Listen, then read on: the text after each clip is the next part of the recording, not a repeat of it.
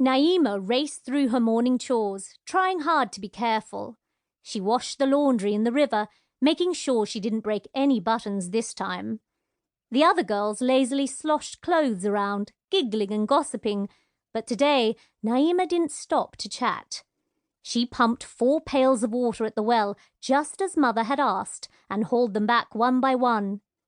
She sliced eggplant, chili peppers and onions in tiny, even cubes the way Mother liked them, instead of chopping them quickly into thick chunks the way she usually did. "I've already wiped 4 banana leaf plates," Naima announced. "Without tearing them?" Mother asked, her eyebrows rising like crow's wings. "Not a rip in sight." Mother smiled. "Well done, Naima. You may wait outside for Father." Naima went quickly to the flat, wide stone just outside the doorway of their hut.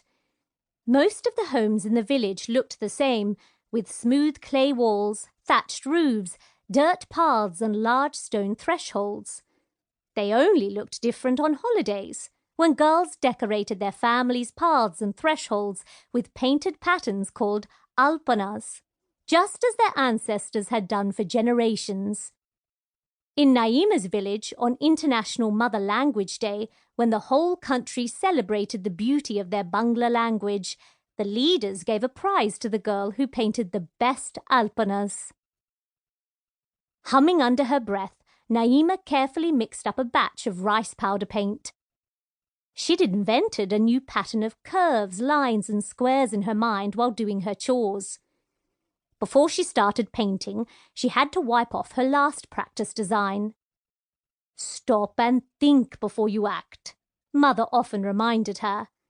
But she never needed to warn Naima to be thoughtful when it came to painting alpanas. Naima's sister Rashida came home from school. She started combing out her ragdoll's hair and watched Naima erase the stone. "You're going to win again this year, sister," she said. "I hope so," Naima said. "We need another box of paints." "And a new pad of paper," Rashida added.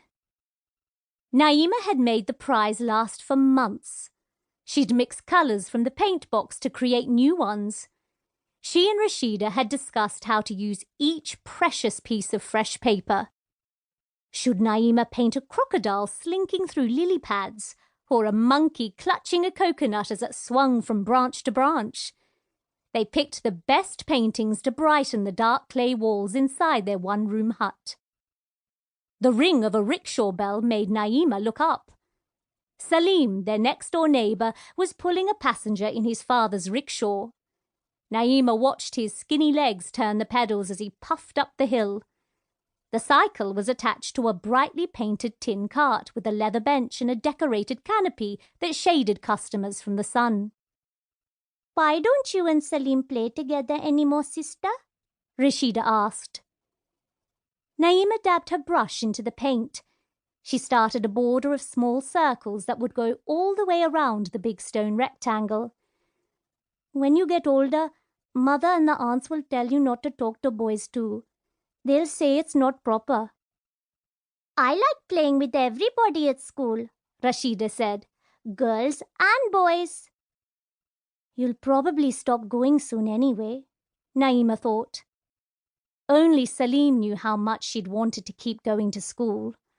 But Naima knew her parents couldn't afford to pay fees for 2 girls. Naima had studied for 3 years. Now it was Rashida's turn.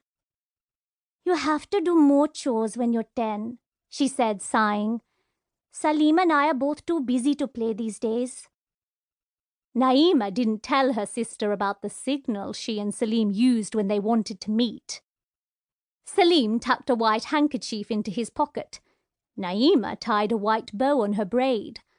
Once they'd finished their chores and eaten lunch in their own homes, they'd slip away to talk or play cards together behind the leafy banana trees. These days, they only risked the signal for important meetings. "You are getting old, sister," Rashida said. "You probably won't be able to wear a shalwar kameez much longer." Both sisters were dressed in cotton pants under long-sleeved tunics that came to their knees. Naima made a face. I know, she said. And I can't move fast in a shari. Yards and yards of cloth that you have to wrap around yourself.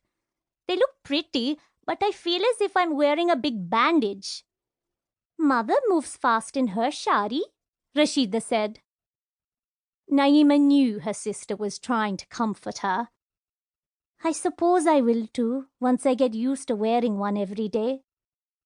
I think it's hard to grow up, Rashida said, holding her ragdoll close. Naima didn't answer, but sometimes she felt the same way.